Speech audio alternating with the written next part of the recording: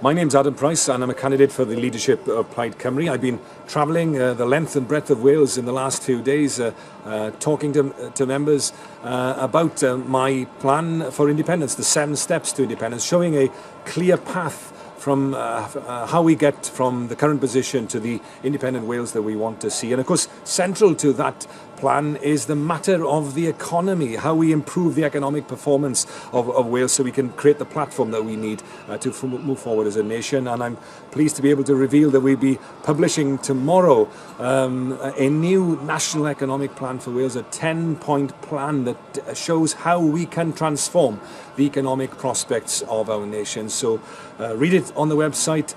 If you're inspired by it and want to get involved with our campaign, then get in touch. Together, we can win a new Wales. Well, what we looked at in the report is that the relationship between the size of a country and economic performance. And the good news is actually small is still beautiful. I mean, if you go back even over the last 30 years, there's a clear bonus for being small. The problem is you have to be independent. But there's an opportunity for us in Wales. Iceland, Ireland, both small independent countries, look how they're doing. Well, I mean, Ireland obviously is facing problems at the moment, but of course so is the biggest country, biggest economy in the world, the United States of America. If you look across all countries in the European Union, what you see is actually small countries have done better over several decades. And also, look at the countries that are bouncing back from the recession. Sweden, 5% growth last year. Countries like Slovakia, Estonia, which is growing at an incredible 8.5%. Adam Price. Well, of course, we're very fortunate in Wales and Scotland that we get to choose our Prime Ministers next week. And I'm certain of one thing, that Labour are going to be... We haven't got a Prime Minister in Wales yet. Yeah, well, yes, we have. We've got a First Minister who runs our health service and our education system, and the same in Scotland as well. And Labour are going to be turfed out of office. I feel sorry for you in England, of course, because you're going to be saddled with Gordon Brown, who isn't even popular anymore in his own country for 2 years. At least, well, the sooner England gets independence, I think the better off you will be. Okay. I think you can make a success of it. The money that I referred to was for marketing, and I would like the Conservative Party to point out the areas that all these positive ideas that Plaid Cymru have brought to the table. Which one of them do you disagree with? Do you think that there should be less money for the tourism sector? Well, in terms of the tourism levy, then I think that this is an idea which deserves to be explored. It is used widely throughout most economies. Many of them have bigger tourism sectors than us, and they use it to invest intelligently in the skills and infrastructure necessary to have a successful tourism economy. But I mean, it's called investing in the future of your country, and you should try it sometime. Rather than just carping on the sidelines, why don't we see a positive vision for the future of Wales and bring your ideas here to this chamber? That's what you elected for. As a result of this deal and last year's deal and the compact that we originally signed, then Plaid Cymru ideas from our manifesto will have been delivered in part or in full to the tune of 565 million. Actually, most of our major financial commitments from our manifesto from 2016 will have been delivered in part or in full. That is democratic politics in action. I would respectfully suggest to the leader of the Conservative Party, he should try it sometime. We are paid not to issue sound bites and press releases. We are paid to try and do our bit to make the lives of the people of Wales better. That is why we're here in this chamber, and I am not going to apologise to him or to anyone else for doing our job. Adam, welcome back to the Daily Politics. Your party opposed Brexit, and as you know, 52% of Wales voted to leave. Is the fact that you are trying to position yourselves as the party who will put Wales at the heart of Brexit negotiations just a case of a little too late? Little too little, rather, and a little too late? Well, I think the arguments of the past should be left where they are in the past. We've got to look to the future now.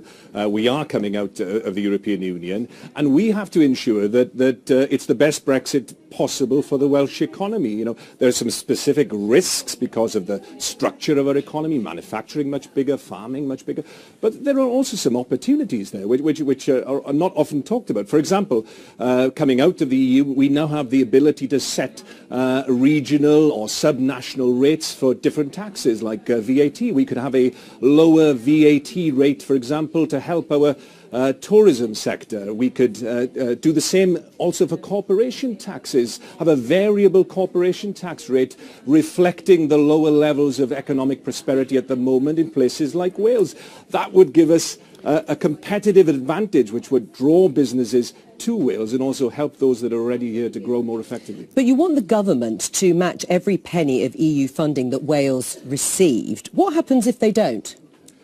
Well, it goes back to the earlier conversation, isn't it? Actually, I'm old-fashioned when it comes to promises made by politicians to the public. You think they should keep them? I think they should keep them, because otherwise, it started in the Iraq war, didn't it? For me, certainly, the lies that happened then, that left a shadow, and it remains reflected there in the low levels of trust that we have in our democratic system. Right. So let's institute a new rule. If you make a promise, you keep to it. We all remember the bus. I mean, if you tot up the figure proportionally, Wales, that should mean 17 million a week. And of course, we were also promised that we wouldn't lose a single penny of the EU money that we get for our farmers and for our regional development. But you put the two together, Joe, actually, that's 30 million a week. By my calculation, that's a district general hospital built in Wales with the money that we were promised probably every month. So why aren't more people listening to that message? If you're putting forward such a comprehensive argument for Wales and for funding for Wales, why aren't you gaining more votes from Labour, for example? I mean, you have 3 MPs. In the by-election in Ogmore, I understand, last year you came third behind UKIP. Your message is falling on deaf ears. But in the local elections, I mean, the biggest opinion poll that we could have this close to a general election, we almost had our best ever result in 92 years of fighting elections. And the Tories gained 80 seats. So I think that it's clear in the conversations that I am having, people are listening, particularly disaffected Labour voters, but also people in other parties as well. They're looking for new leadership. They're looking for a new voice.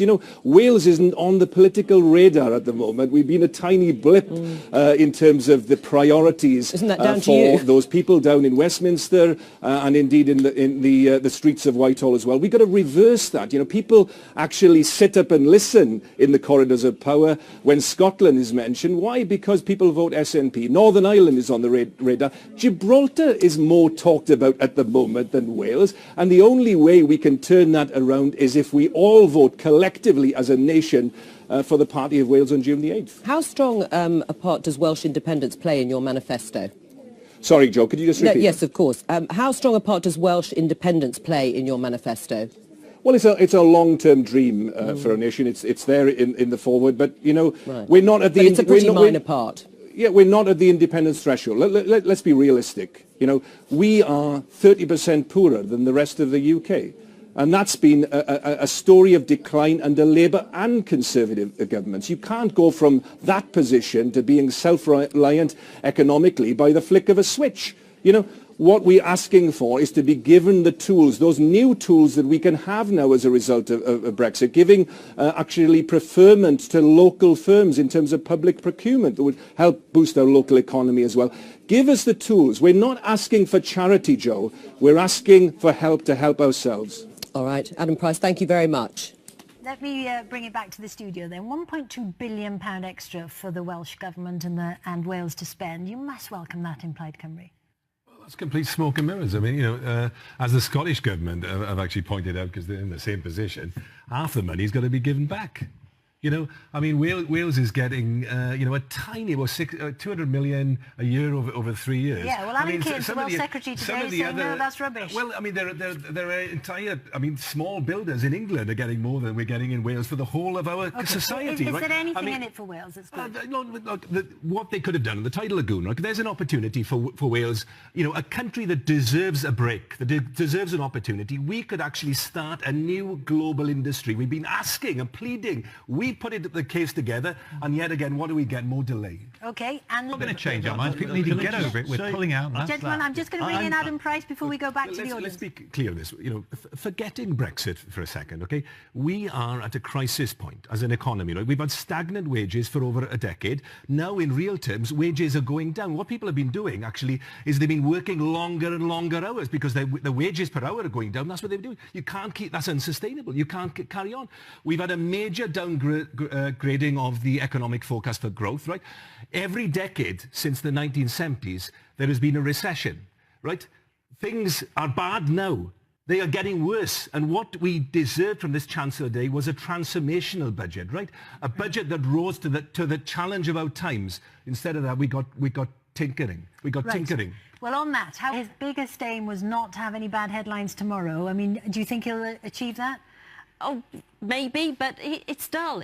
We need something transformational. I totally agree with that. We need something that's forward-looking and visionary, and we didn't get that. And just a point there from the audience, Adam, too many jokes. I mean, these are serious times, aren't they? Yeah, absolutely. I mean, I think, you know, there are budgets which are the bellwethers of history, you know. That's what we needed. We needed that kind of vision. We are facing troubling times. And yet what we got, I think, was an insubstantial budget from an insubstantial figure.